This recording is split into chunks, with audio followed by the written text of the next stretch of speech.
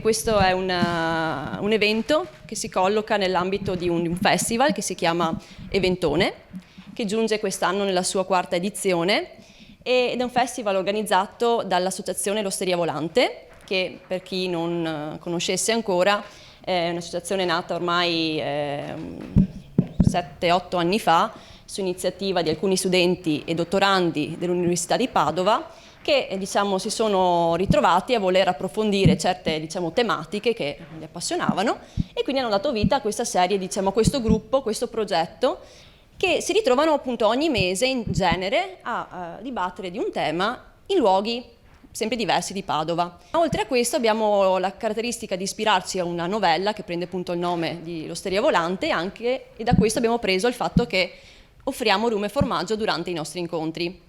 Eventone è un festival che organizziamo una volta all'anno sostanzialmente.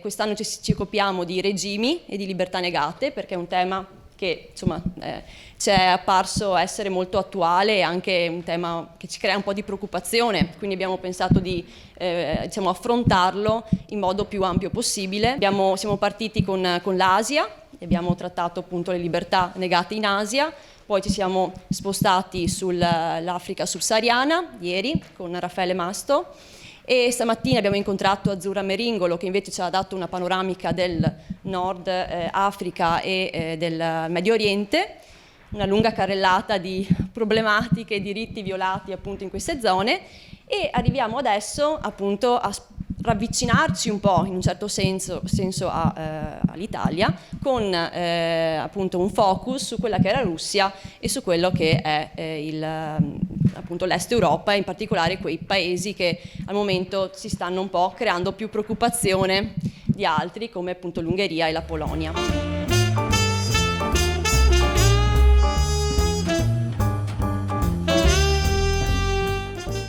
Non appena comprata questa sede e proseguita l'attività, l'associazione è stata sottoposta a forti pressioni da parte dell'allora neonato Istituto di Cultura Fascista di Padova, creatosi nel 1925, finché appunto l'associazione è stata costretta a donare la sede e tutto il suo contenuto all'Istituto di Cultura Fascista che aveva la protezione del regime a proposito di libertà negate, no? Quindi quello che non era riuscita a fare la censura austriaca e non era riuscita a chiudere il gabinetto di lettura, riuscì a fare invece il regime fascista. Per cui nel 1941 la sede e tutto il contenuto bibliografico fu donato all'Istituto di Cultura Fascista. Nel 1943, con le leggi di scioglimento del Partito Fascista e di tutte le sue organizzazioni, tutto il patrimonio di queste organizzazioni passò allo Stato. Sono qui oggi per spiegarvi brevemente perché la Russia non può essere una democrazia. Se lo fosse, non esisterebbe la Russia. Democratura è un neologismo inventato di recente che è la crasi tra democrazia e dittatura e può essere definito come democrazia ridotta o in alternativa, in modo più forte, come dittatura costituzionale. In genere il sistema costituzionale russo interviene a monte in modo molto più blando, facendo in modo che semplicemente una forza di opposizione non si venga a creare, agendo a monte in base alla Costituzione. Ad esempio, nelle varie repubbliche federali russe è permesso candidarsi solo dopo il vaglio del Cremlino. Non tutti possono accedere alle elezioni locali. Il Cremlino indica 3 nomi tra i quali scegliere. Capite che l'esercizio della democrazia è già falsato in partenza. Nel profondo dello spirito imperiale russo, la democrazia è percepita come il cavallo di Troia dell'Occidente per spaccare la patria. È per questo che regge la forma di democratura russa. Putin preferisce infatti decidere radunando piccoli comitati informali. Difficilmente prende le decisioni con tutto il governo riunito. Le grandi decisioni le prende nella sua dacia con poche persone, spesso neanche ministri. di solito solo con il ministro della difesa e il capo dei servizi segreti, come la decisione di occupare la Crimea. La decisione di occupare la Crimea non è avvenuta tramite un consiglio di governo, non si è riunito l'esecutivo. In una notte Putin ha deciso e il giorno dopo è cominciata l'operazione. Quindi una delle principali libertà negate in Russia è proprio il diritto all'informazione. Ma stiamo attenti a criticare la Russia. Siamo sicuri che il diritto all'informazione sia garantito nei paesi occidentali? Perché possiamo definire la Polonia e l'Ungheria delle democrazie autoritarie. Io non utilizzerei né il termine democratura né il termine regimi illiberali, perché la democratura, come ci ha spiegato anche Mirko, prevede degli elementi specifici di controllo sulla società che in Ungheria e in Polonia non esistono o ancora non esistono. Questi aspetti di gestione da parte dell'esecutivo, dell'aspetto giudiziario e questo controllo di fatto che il Presidente della Repubblica ha, che è espressione di un partito politico, ha su un organismo che formalmente dovrebbe essere, e formalmente è indipendente, sì. Ovviamente sono un aspetto che ci porta a pensare che in Polonia si stia strutturando un controllo del potere giudiziario, e questa è una caratteristica di un regime autoritario, ma non del tutto, non in maniera del tutto formale. Un altro aspetto di costruzione di un regime autoritario lo vediamo benissimo negli attacchi alla libertà di stampa, alla libertà di informazione, che sono abbastanza duri. Nel 2015, il 31 dicembre, è stata varata la riforma dell'informazione in Polonia e è successa una cosa molto affascinante. Il ministro del Tesoro, quindi il governo, nomina i direttori di 4 canali televisivi, 200 stazioni radio e altri organi di informazione. C'è anche un altro aspetto nella Polonia che va assolutamente affrontato ed è quello delle lobby che controllano un settore dell'informazione e fanno pressione sul governo attraverso questi organi di informazione, anche muovendo pacchetti di voti. Il governo può limitare a vari livelli la libertà di espressione di un organo di informazione se un organo di informazione lede la dignità della nazione ungherese. Chi decide se la lede? Il governo. Dall'altra parte, gli studenti dopo la laurea devono stare tra i 5 e i 10 anni in Ungheria e non possono lasciare il paese. Se lo lasciano sono considerati traditori della nazione e devono pagare una multa salatissima, che spesso non possono pagare, quindi sono di fatto costretti a stare nel loro paese tra i 5 e i 10 anni. Nel 2018 sono avvenute altre modifiche alla Costituzione, è stata fatta ad esempio in una serie di questioni una magistratura straordinaria che sostituisce i tribunali ordinari e che non è a tempo ma è definitiva ed è controllata direttamente dal governo. Le licenze per formare una testata di informazione vengono concesse direttamente dal partito al governo, dal governo.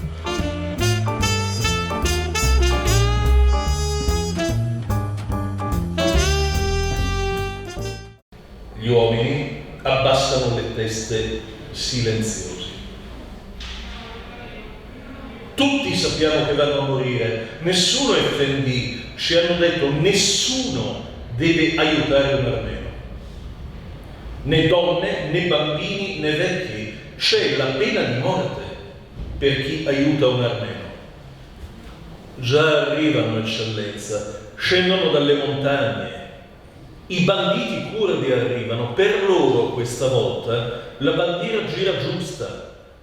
Gli hanno promesso le case degli armeni e chi primo si insedia se la tiene.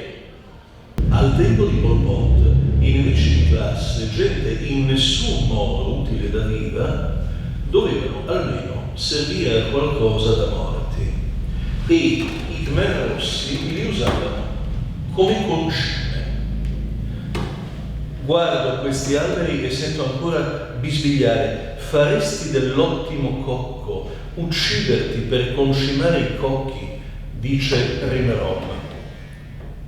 Oggi ci sono migliaia di questi alberi di Pol Pot in ogni città abbandonata del paese e i cambogiani dicono che sotto ognuno giace un cadavere. All'università solo la facoltà di medicina ha ripreso i corsi. ma non ci sono più libri nella sua biblioteca. E dei 70 professori che vi insegnavano nel 1975, solo 7 sono sopravvissuti. Dei 500 medici che lavoravano in Cambogia prima della vittoria comunista, solo 56 si sono ripresentati al lavoro. Alcuni sono scappati in Thailandia, i più sono finiti nelle fosse comuni di Pol Pot. Altri si tengono ancora nascosti. Oggi come sono diventate le modifiche costituzionali che Xi Jinping ha fatto lo scorso anno, nel 2018, di cui si è parlato tanto perché è stato eliminato il divieto del terzo mandato. Diciamo, sono 2 i mandati che erano stati concessi, diciamo così, al segretario del partito, al presidente, al segretario della commissione militare centrale, a chi governa la Cina. È stata abrogata questa norma, perché quello che è importante è il dovere nei confronti della propria famiglia e della propria comunità. E l'interesse pubblico viene prima dell'interesse del singolo. E la libertà dei singoli è molto più limitata perché è nel contesto di una comunità. Perché per la brava persona, per la persona etica, non erano necessarie le norme, era necessaria l'educazione, era necessario i riti. I riti non erano dei riti religiosi, erano dei riti etici. Pensate quando il 2 giugno facciamo la parata militare, andiamo a rendere onore ai nostri morti, qui vicino ho quasi finito. E quindi diciamo anche la motivazione per cui le norme hanno un valore diverso in Oriente e in Occidente è legato a questo.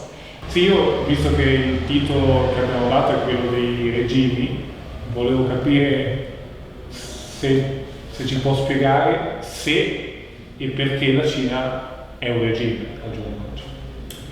Allora, secondo me la Cina è un regime ai nostri occhi e in effetti per tanti aspetti è un regime feroce. Se voi avete mai visto le carte delle pene di morte, la Cina è nera, è uno dei pochi paesi. Adesso stanno procedendo e non è che non ci sono, lo scrive addirittura Amnesty International, che ci sono in ambito penale delle grosse modifiche in senso positivo. Però questo in fondo anche noi occidentali e con il nostro imperialismo abbiamo dato, come dire, il cattivo esempio, cioè non dobbiamo badare noi solo ai nostri interessi economici, come dicevamo prima, dobbiamo veicolare veramente queste ricchezze enormi che abbiamo delle nostre radici e forse prendere anche le loro. E si sta andando avanti da questo punto di vista, si sta procedendo, e però ci dobbiamo lavorare tutti. Non possiamo nemmeno noi portare un'idea non di democrazia ma di demagogia. E quindi diciamo la loro è una concezione culturalista, devono esportare la cultura che è considerata la superiore nel mondo. E sugli uiguri dello Xinjiang che dobbiamo dire? Cosa sta facendo ora il governo? Manda in queste famiglie i burocrati, i mandarini, li manda dentro le case a dormire, a mangiare con loro, con le famiglie obbligatoriamente, chiaramente le famiglie non li vogliono, a insegnare il cinese, la storia cinese, la lingua cinese, la musica cinese, per sinizzarli, ma non per sinizzarli come delle volte noi intendiamo in senso oppressivo, perché secondo loro portano la civiltà e evitano ai ragazzini di imparare a fare le bombe. La situazione di Hong Kong è molto fluida. Da una parte Joshua Wong, come si chiama, il fondatore di Demosisto, ha fondato questo partito democratico, i cinesi nemmeno lo sanno leggere questo nome, e hanno scritto, perché ci sono fiori di professori che hanno detto la democrazia non è adatta a noi, non è nostra, è straniera, non la vogliamo, è straniera, è una realtà straniera, che gli inglesi non hanno portato, perché sapete quando sono state fatte le prime elezioni a Hong Kong? il giorno, un anno prima del lascito di Hong Kong alla Cina, cioè il governatore veniva nominato dalla corona.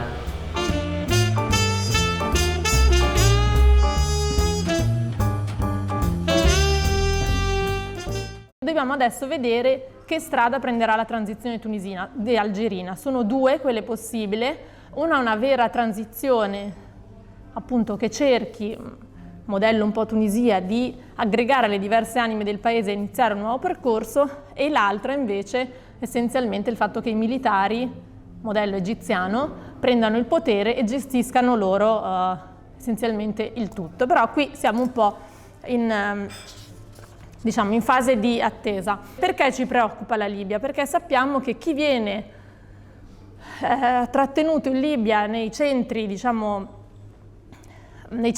per i migranti sono in realtà dei centri di detenzione. Io ho fatto diverse interviste anche in alcuni paesi della regione e in nessuna di queste interviste è uscito un quadro pulito di quello che avviene all'interno di questi centri di detenzione in Libia, cioè sono dei veri e propri lager, le persone vengono torturate, vengono vendute come merce, quindi diciamo che è molto rischioso per chi ha a cuore la tutela dei diritti umani pensare e accettare che appunto dei profughi, dei richiedenti asilo, dei migranti vengano rimandati in modo sicuro in Libia, quindi considerare la Libia un paese sicuro per loro è effettivamente difficoltoso. C'era stato questo dibattito anche quando c'è stato l'accordo con la Turchia, cioè possiamo considerare la Turchia un paese terzo sicuro per i migranti della rotta balcanica, grande punto di domanda. L'Unione Europea alla fine ha deciso sì, la possiamo considerare sicura. È un paese sicuro perché accoglie soprattutto i profughi siriani, per lo più c'è stato un trattamento diverso per i profughi siriani rispetto ad altri, ma non entriamo in questi dettagli, eccetera, eccetera. In realtà, se poi uno va in Turchia, capisce che la Turchia ormai non è un paese sicuro neanche per i turchi, perché essere un giornalista in Turchia adesso è una cosa estremamente pericolosa. Allora, che cosa è successo in Egitto? Adesso non vi posso raccontare nei dettagli tutta la storia dell'Egitto, ma certamente la data di riferimento per capire quello che sta succedendo in Egitto negli ultimi anni è l'estate del 2013. Nell'estate del 2013 c'è stato un colpo di Stato. Essenzialmente, secondo me, da un punto di vista giornalistico, non ti devi porre molti problemi su come chiamare quello che sta succedendo. Cioè, è un colpo militare, non possiamo ragionarci sulla utilità del colpo militare, un colpo militare utile, un colpo militare non utile, però è un colpo militare, è un golpe. In questo articolo io riesco a raccontare quello che altrove non riesco a raccontare, ovvero che sì, i fratelli musulmani sono stati banditi, sì, i fratelli musulmani non agiscono più alla luce del sole in Egitto, sì, i fratelli musulmani da quant'è che non ne sentite parlare in televisione o in radio? Appunto, dal 2013, in realtà sono vivi e vegeti, si organizzano, hanno ricostruito partiti, sono andati in Turchia, cioè che cosa stanno facendo questi fratelli musulmani? Sono davvero un'organizzazione morta? No.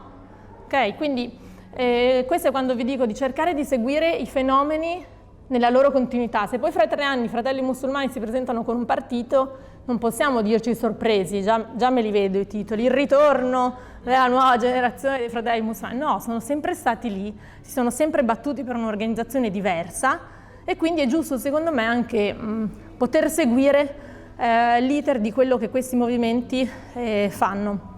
In Arabia Saudita, a parte la grande conquista di poter guidare la macchina, esiste ancora il sistema del mahram, cioè ogni donna, anch'io quando vado in Arabia Saudita, devo avere un uomo che ha l'autorità su di me per decidere quello che io posso fare. Nel mio caso è un gentile signore dell'ufficio, come si dice, del Ministero dell'Informazione, perché ovviamente a una donna serve il parere dell'uomo, questo succede anche in parte in Italia per molte cose, per avere dei documenti, per esempio il passaporto. Ok, questo in realtà non è diversissimo in Italia, devo dire la verità. Cioè il marito quando hai dei figli minori deve dare l'autorizzazione, è tutta una questione che riguarda i minori. Su tutto questo è venuta meno nel giorno in cui Jamal Khashoggi, penso tutti sappiate questo caso, è stato ucciso all'interno di un consolato, del consolato di Istanbul. Jamal Khashoggi non era un attivista, cioè era stato una pedina del regime fino a qualche anno prima, cioè fino a quando tutto il paese era in mano al padre di Mohammed bin Salman.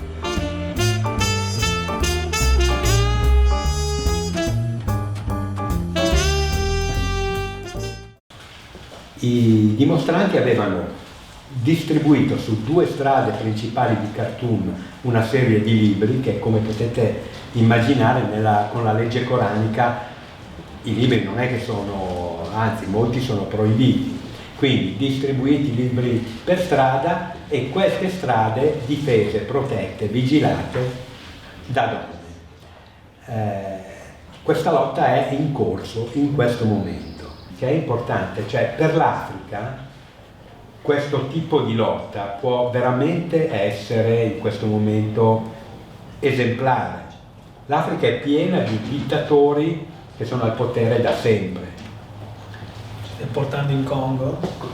Pian piano arriviamo in Congo, ma non so, i dittatori infiniti. Gabon è un piccolo paese petrolifero governato da un signore che si chiama Omar Bongo per 42 anni. È morto. Chi c'è al potere? Figlio. Togo, governato per 38 anni da un signore che si chiamava Eyadema. È morto. C'è il figlio. Il Congo Brazzaville, governato da 30 anni da un signore che si chiama Sassou Nguesso. Angola, Mozambico, Algeria, governati da una oligarchia che non è mai cambiata dall'indipendenza. Ora, qui è cominciato un processo che forse comincerà a dare i suoi frutti in Africa, per 2 motivi. Uno è un motivo biologico, i dittatori sono vecchi. L'età media in Africa è veramente, cioè il 60% degli africani ha meno di 15 anni, l'età media credo che sia sui 19. L'età media dei dittatori africani è credo intorno ai 70, quindi qualcosa dovrà succedere inevitabilmente. Faccio più in fretta qui a raccontarvi un viaggio che ho fatto lì per capire quanto ci è vicina, quanto è importante anche per noi e quanto è ricca. Io a un certo punto, facendo il giornalista, devo sempre avere delle situazioni che siano vendibili, e quindi un giorno decido di andare in un posto che si chiama Kamituga. Kamituga è il luogo dove è stato preso l'uranio per fare le bombe di Hiroshima e Nagasaki, e di uranio lì ce n'è ancora infinito. Kamituga è la più grande riserva aurifera del mondo, e Kamituga è anche una delle più grandi riserve di terre rare del pianeta. Terre rare cosa sono? Sono delle leghe. Il coltan, ma non è proprio una terra rara, il coltan però è una delle leghe che sono fortemente presenti in Congo. Sono delle leghe che fanno passare l'elettricità quasi senza attrito, e quindi vengono usate nell'industria high tech. Pensate ai nostri telefonini, chi ha uno smartphone sa che lui alle 5 del pomeriggio ci molla. Pensate se Nokia o Samsung potessero mettere sul mercato un telefono che dura 2 giorni, la cui batteria dura 2 giorni, e sbancherebbero tutto il resto del mercato. Quindi quelle terre rare l'industria le vuole assolutamente, infatti sono lì tutti.